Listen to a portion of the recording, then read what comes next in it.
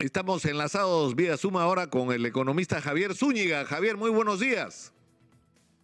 Nicolás, ¿cómo has estado? Muy buenos días. Pedro Franque, que estuvo hace un par de semanas acá en los estudios Exitosa, le pone mucha fe y mucho entusiasmo al tema de la reforma tributaria. Para él esto es un asunto de vida o muerte, a punto que ha venido una delegación del Fondo Monetario Internacional para dar su opinión sobre cómo podría realmente procederse, sobre todo en el tema más delicado que es la carga tributaria a la explotación minera en el Perú. ¿Cuál es tu opinión?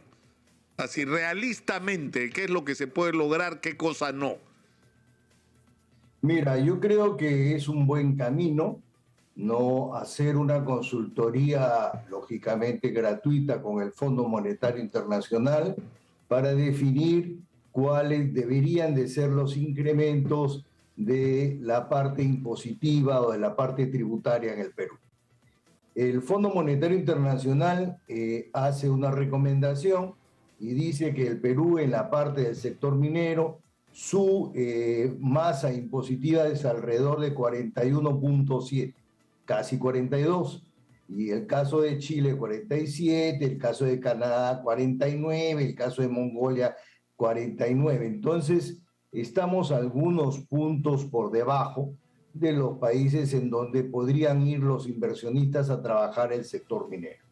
Entonces yo creo que sí es un camino, creo que sí en un momento como el que vivimos, en donde hay incremento de precios, podría darse un incremento no en la masa impositiva de las empresas mineras porque los precios de los minerales están elevados. Pero hay que tener en consideración que si se hiciera, no podían dejarse de lado varios proyectos grandes, tal como dice el señor de la Flor de la Sociedad Nacional de Minería y Energía, que se perderían alrededor de 4 proyectos que serían como 10.500 millones de dólares.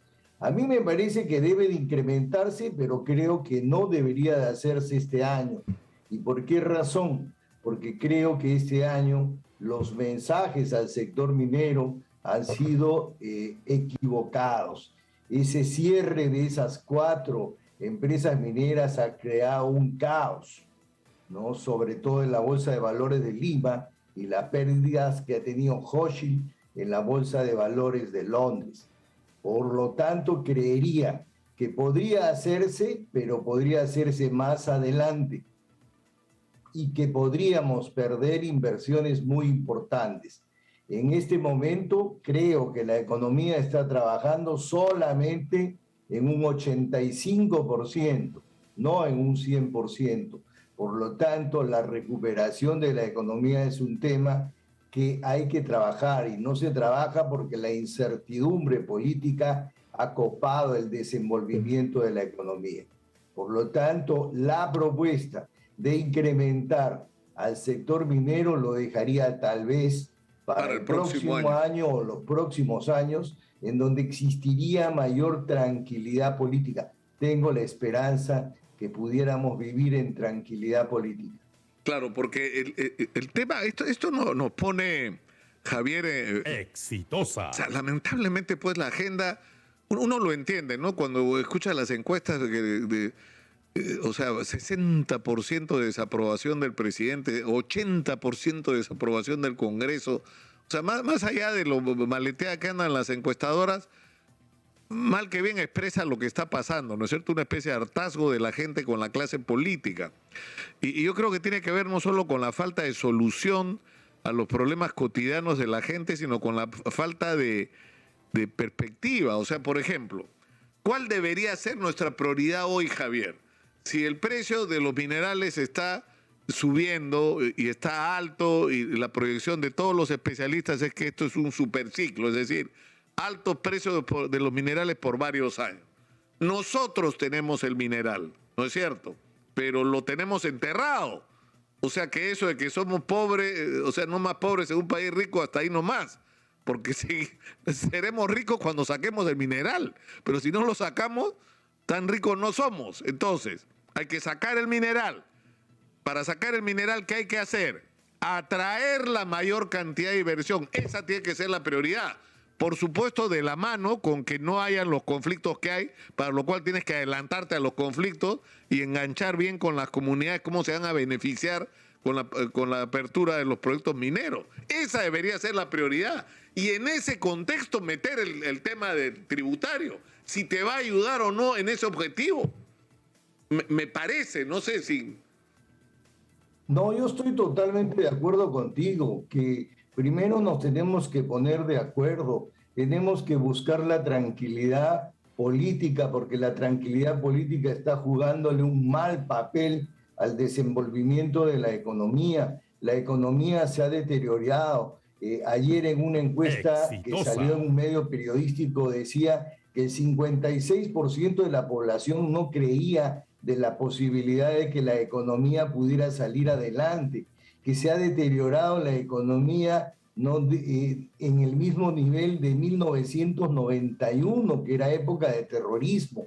Por lo tanto, creo que tiene que haber tranquilidad. No, me parece que la idea está buena en un momento en donde suben los precios de los minerales, pero eso va a conducir a que el próximo año probablemente no entren nuevas inversiones, y al no ingresar nuevas inversiones se va a reducir lógicamente la posibilidad de mayor capacidad, ¿no?, de recuperar la economía, y sería una pena.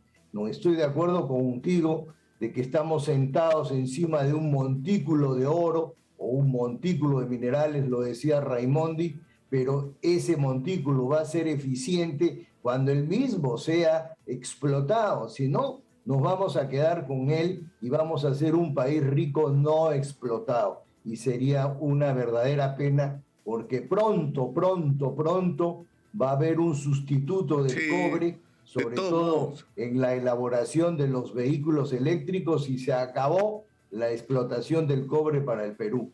Y sería una pena, no deteniendo el recurso, no haya sido explotado. Bueno, nos pasó con el caucho, nos pasó con el guano, nos puede pasar con el cobre. O sea, que aparezca algún material que reemplace al cobre y ya fuimos.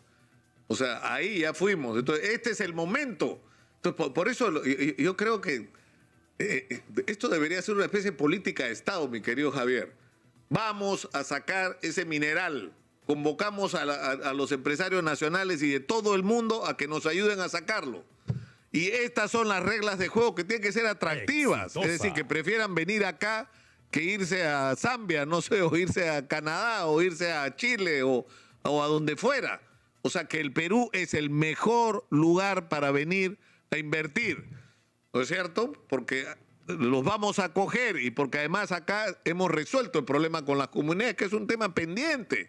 O sea, yo no entiendo, por ejemplo, Javier, si vas a usar 300 tractocamiones para sacar el mineral, ¿por qué esos 300 tractocamiones no son de empresas comunales? Todos, no el 10%, el 20%, todos. Que se hagan ricos los comuneros. ¿Por qué no? Pero se ha hecho así anteriormente, ¿no? Ellos eran los que transportaban, ¿no?, el mineral con vehículos que compraban a plazos en función a la generación de ingresos que tenían. Por lo tanto, ideas para ser ricos hay, pero tiene que explotarse el mineral. Y lo único que se está haciendo es alejar al inversionista extranjero, ¿no?, de explotar el mineral. ¿No? Podría ir a Chile, podría ir a Bolivia, podría ir a Canadá, podría ir a Sudáfrica, ¿no?, porque son alternativas más tranquilas. 3 son las razones por las cuales un inversionista coloca sus recursos. Una, cuando existe estabilidad política, no la hay. Cuando existe un poder judicial justo, no la hay. Y cuando no me cambias las reglas de juego. Y pasar de 41.7 a 3, 4 puntos más de masa impositiva en el sector minero es perjudicial en este momento. Tal vez el próximo año, que exista tranquilidad, pueda hacerse. Perfecto, que se haga. Pero en este momento no existe la suficiente tranquilidad para que el inversionista del exterior que quiera invertir 5.000, 6.000, 10.000 millones de dólares no venga, porque lo único que siente es que la inestabilidad política está afectando el desenvolvimiento de la economía. Una pregunta última, Javier, que le preocupa mucho a la gente, que es el alza de los alimentos, de los productos de primera necesidad. ¿Qué se puede hacer para controlar esta situación? Mira, una parte del alza corresponde al dólar. Yo creería que es alrededor de un 40%.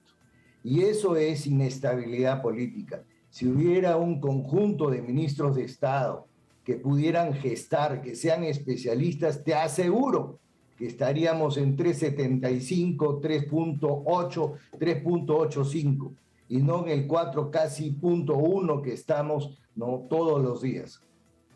La otra alternativa no es la tranquilidad y la búsqueda de la incertidumbre política, ¿no? Que afecta definitivamente el tema inflacionario.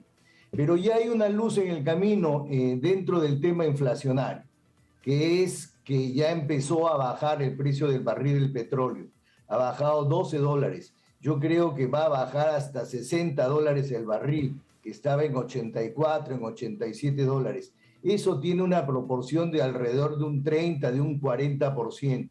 Cuando baje el precio del petróleo, va a bajar el precio del transporte, sobre todo internacional, el precio del transporte local, y va a bajar todos los productos que están adicionales al desenvolvimiento del petróleo. Ahora, por lo tanto, hay luz en el camino.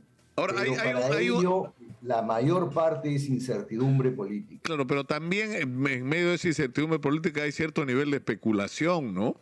Es decir, porque lo que ocurre es que baja el precio del petróleo y acá no pasa nada. O sea, los precios siguen igual o incluso suben. ¿Por qué? Porque como hay una incertidumbre política, se aprovechan de esa incertidumbre para decir, como no sabemos qué va a pasar, ¿no es cierto? Hay que asegurarnos para el futuro y mantienen los precios arriba. Eso es cierto. Tú siempre has podido observar que sube el precio del petróleo y al toque sube el precio de la gasolina en el país, prácticamente a los 3 días. Pero baja el precio del petróleo y para reducir el precio nos pasamos 6, 7, 8 meses y el argumento es: he comprado inventario no a futuro por 6 o 12 meses. Por favor, es un tema de que tienen que las reguladoras intervenir. Si baja el precio del petróleo, también tiene que bajar inmediatamente el precio del combustible y todos los subsidiarios, urea, fertilizantes, gas, etcétera, etcétera, plástico, etcétera, etcétera, etcétera.